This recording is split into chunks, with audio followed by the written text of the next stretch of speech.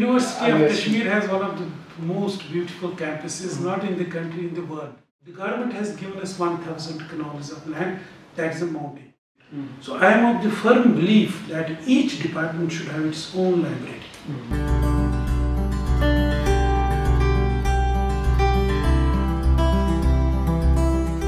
Hello and welcome to another episode of Kashmir Life Interviews. I'm Khalid Bashir Gura and our guest today is the newly appointed Vice Chancellor of Islamic University of Science and Technology, Professor Shakeel Ahmed Romshu.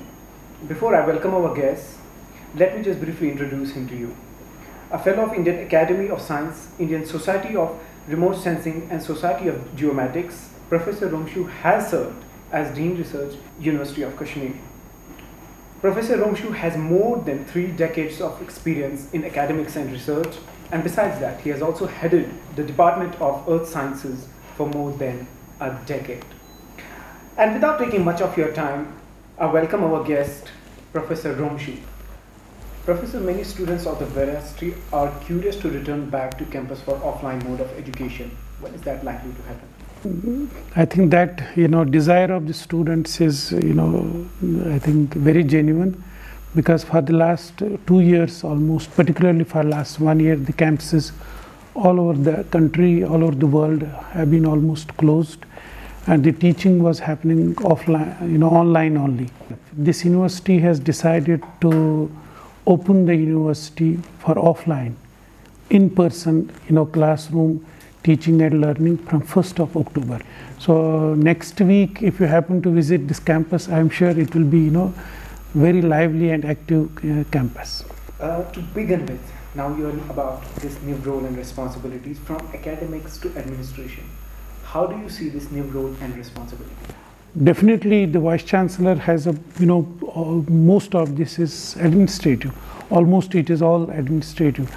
So with the background, with the experience that I have, and with the even in the field of not only in the administrator, even in the research and teaching also, I think that is what is required from a Vice Chancellor. So it is basically an academic institution. So my expertise in the field of research and teaching, as well as the administrative experience that I have, I think is very helpful in running the affairs of this, or guiding and basically the affairs of the IUS. I feel that experience is very important, but nevertheless governing an institution has its own challenges, and so it has to be sort of a advisory, sort of a visionary, and just making the people agree to work in a machinery mode. I think that also is basically, these are some of the human qualities that we imbibe and inherit also over a period of time. So yeah, so it is what is called a leader. So the Vice Chancellor has to be leader. So all these qualities, I mean, the experience that I have gained for the last 57 years, and particularly during the last 33 years as an academician, so that I think that is very helpful. Right. Your producers have set a benchmark in academics as well as infrastructure. This university is 15 years old. So it had almost 186 students in 2006. Now it has thousands of students enrolled. So what will be your key areas of focus which you would like to improve in this university and institution?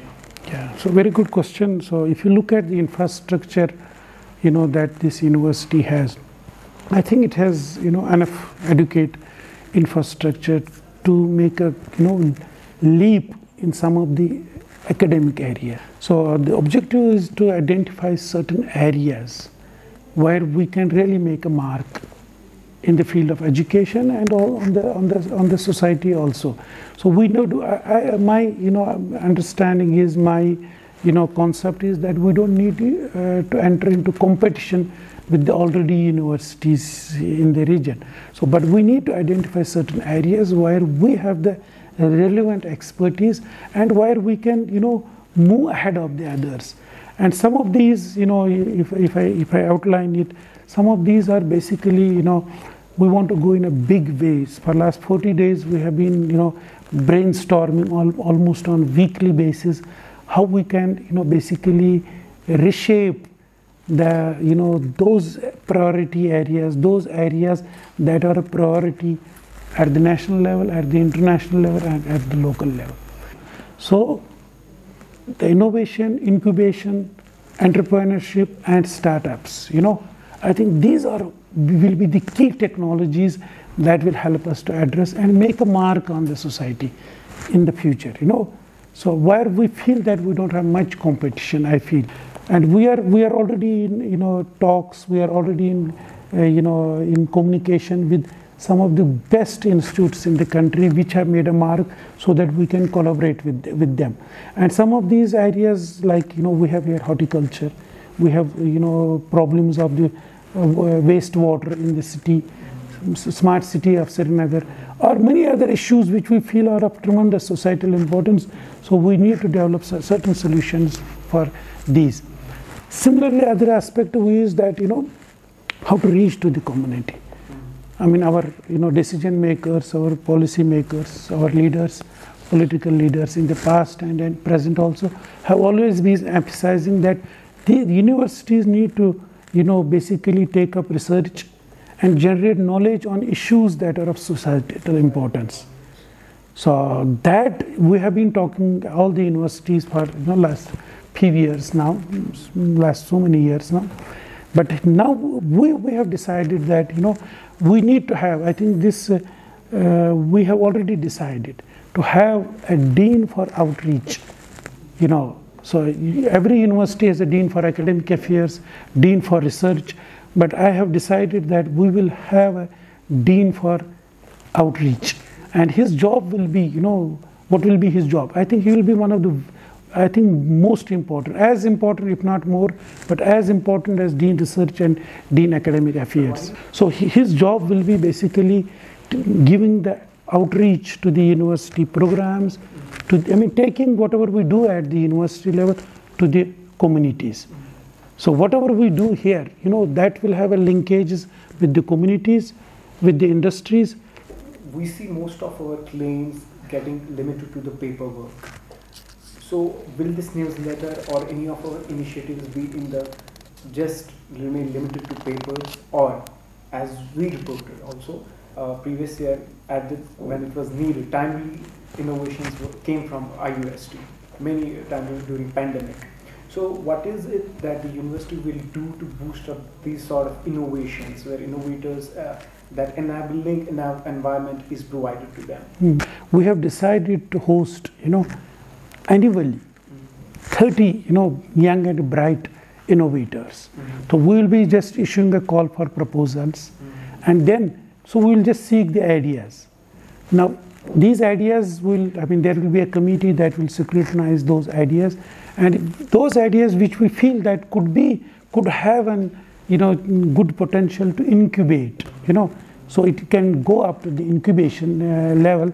So we'll be giving a liberal grant to the, that. So we have a provision. Already we have made a provision that to begin with, we'll give the space to the, innovators, those who come with the, working space, computers, all the facilities that, in addition, we'll be giving him a financial grant of 5 lakh rupees to begin with.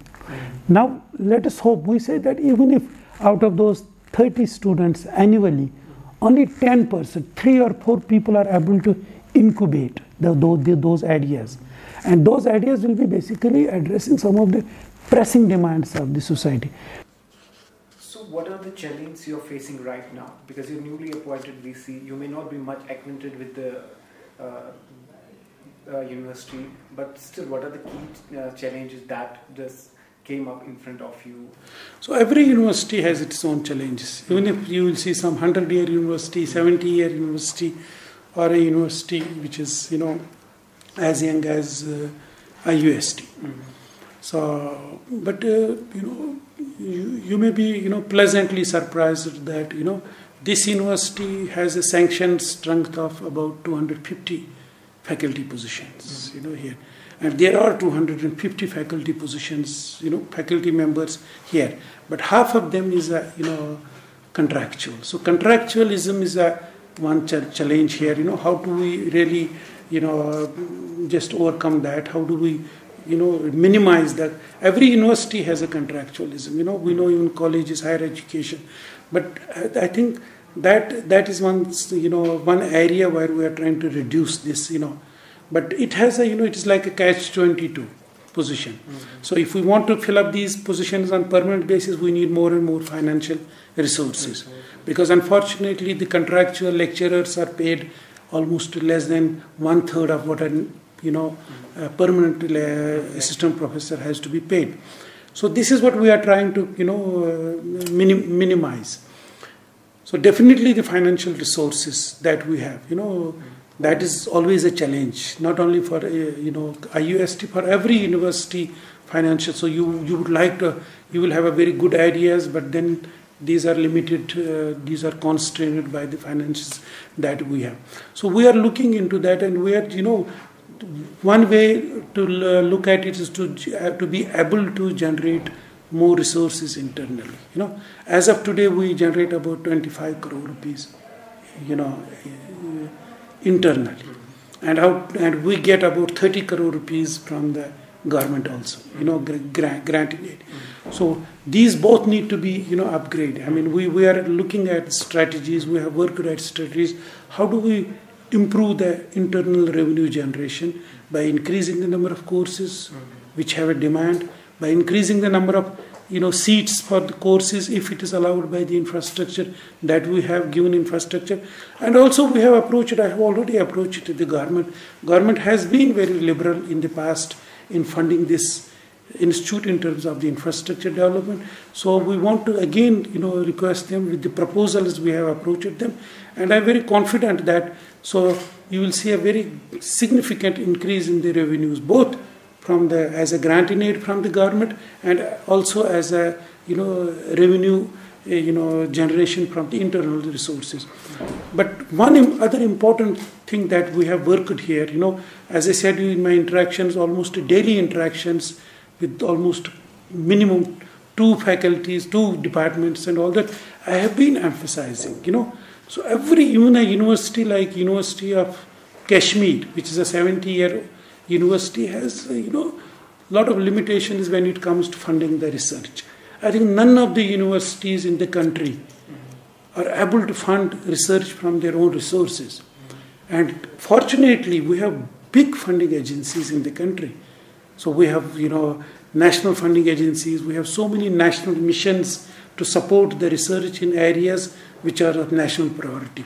So what I have been, emphasizing to each and every faculty member is that we need to write the grants. We need to approach to these funding agencies to support our big ideas. If I need a grant of 20 crore, 10 crore for an idea, so for a university like IUST, it is very difficult. So we can fund 2 lakh, 3 lakh, 10 lakh rupees from the internal resources that this universities has been doing. I was pleasantly surprised when I saw that this university has a provision of internally funding the research, some ideas which will lead to bigger proposals. I told the faculty, we will be continuing with that. If you need 2 lakh, 3 lakh grant for developing a proposal, for doing some initial experimentation or some field work, so I will be very happy to give those 3 lakh rupees, 4 lakh rupees, maximum 5 lakh rupees. But that project should lead to a bigger project of 20 crore, 30 crore. I think people are at it. So you will see that, I'm sure, confident that within a year, you will see a very big quantum jump in the research funding that will come to this university. So because we have young faculty, bright faculty who have recently graduated, and I think they are working on some of these. So all these challenges, that every university faces, I think we have put in place some of the, innovative solutions to overcome those challenges. Can subject experts be campus experts? Yeah. So, this question has been asked to me by many people, in the past also. But I feel that academicians are the most appropriate, people to basically administer or govern an education institution. Mm-hmm. So whatever I have been doing for the last, 40 days here, it is all about the academic promotion, growth. I wonder if I had no academic background, whether I would really have been able to, provide the guidance and the leadership to different schools.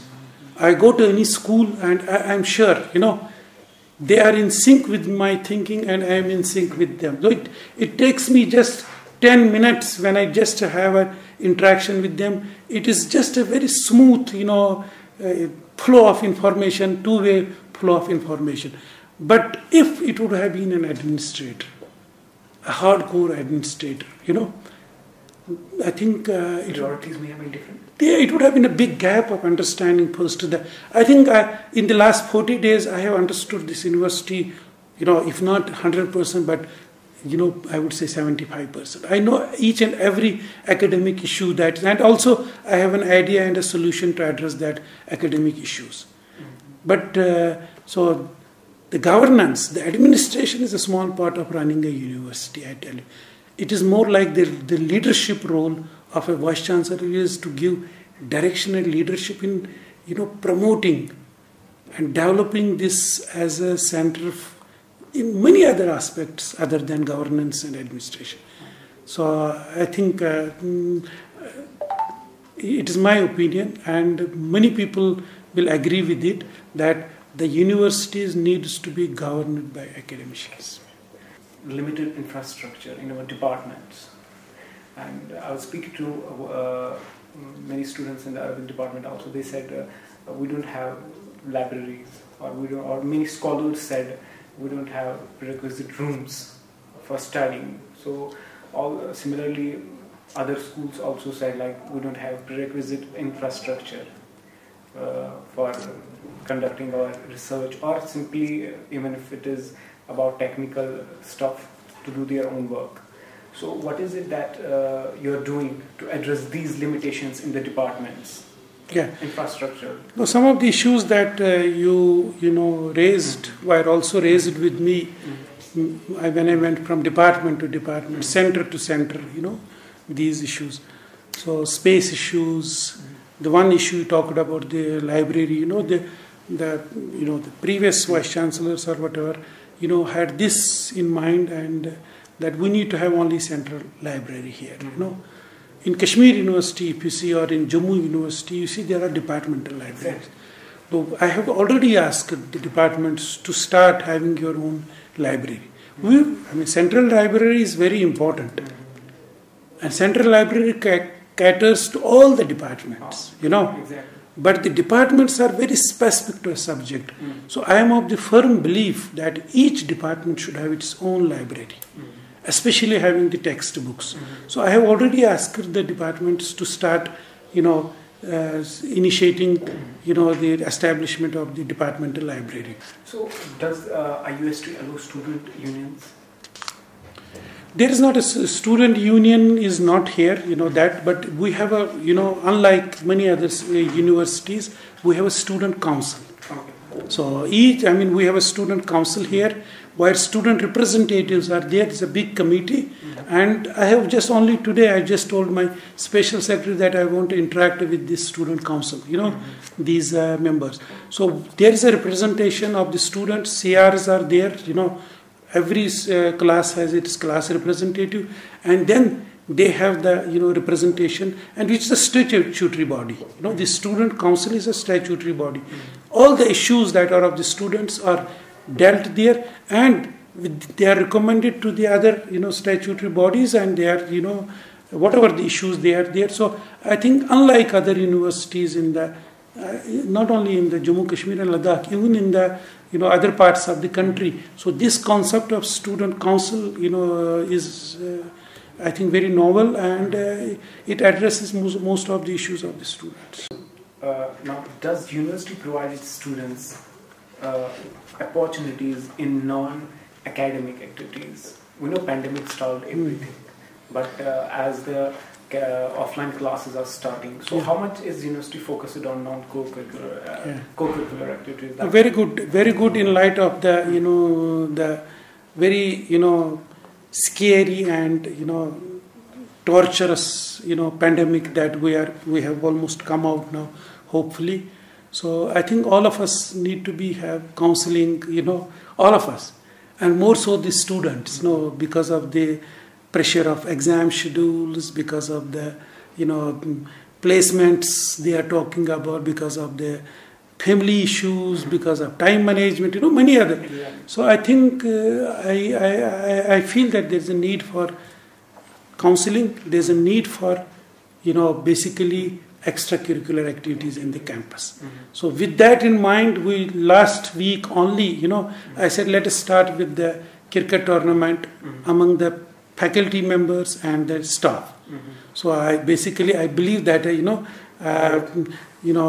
just your healthy body has a healthy mind. Yes, and then it is one of the indicator of the your nation's health also. So we said that we have already prepared a very detailed calendar of extracurricular activities, and first with these 3 months. So if you look at this, this university has one of the best athletic tracks there. I don't know whether you have seen it. So the world class athletic track we have, and we have already planned to have some athletic events there. And together with that, I have asked that we should have a football field as well as hockey field and a rugby field there. So we will, we are opening up. So the next week we are starting the offline classes from 1st. Hopefully by 5th, 6th, people will start coming to the campuses and all that. Immediately after that, we will have some indoor and outdoor, extracurricular activities. So compared to other universities, especially if we talk of Kashmir University, this university's landscape seems to be very different because it's on a hillock. So it seems more of a cemented space rather than green patches you see in Kashmir University. Yeah. No, so how do you really feel from no, University of Kashmir has one of the most beautiful campuses, not in the country, in the world. So very picturesque, mesmerizing, campus that has, especially, if you go in spring, it has a different, picturesque, charm. And if you go in autumn, you will see different colors and all that. So no doubt about that. But you see this campus is on a, at the foothills of a mountain. You have a quite good landscape there. But somehow, the greenery, if you see, I agree that there is not a lot more, lot of greenery around. Now we have constituted a board, landscape development and master planning board here. And we are just brainstorming. We are looking into how to make this campus very green. Not only green, even the spaces that we have. How can we make it, very student friendly, environmental friendly. And one important thing, I want to tell you is that the government has given us 1,000 canals of land. That is a mountain. That is just this mountain you see, Vostur one, and you will see that they have given us 1,000 canals of land. Now, what we have decided? We have decided to have a biodiversity park there. We have decided to have a solar park. We have decided to have a national environmental observatory where, we will invite people from other parts of the country to put their instruments, weather stations, earthquake monitoring stations, atmospheric, climate change, everything we will be there. And in addition to that, if you look at this, one of the positives, one of the important things for this university is that we have been the aromatics, the aromatic plants that, have all over the, state, in the high mountains, medicinal plants and all that. We have taken that product, it has been one of the innovation incubation here. We have taken it up to the startup level. We are marketing that. So we have earmarked about 3 hectares of that land for promoting the research in aromatic and medicinal plants. So in very immediate, trees require quite some years to grow, but we are already placing the plans, putting the plans in place, and I'm sure. So the next time you visit, next year, next autumn, you visit this place, so you will see a lot of biodiversity, in the campus. So we need to catch up with other good campuses like, Kashmir University as far as the green index or the green spaces are concerned. Definitely, we'll be working on that. Professor Ramesh, thank you so much for speaking to us and taking your time.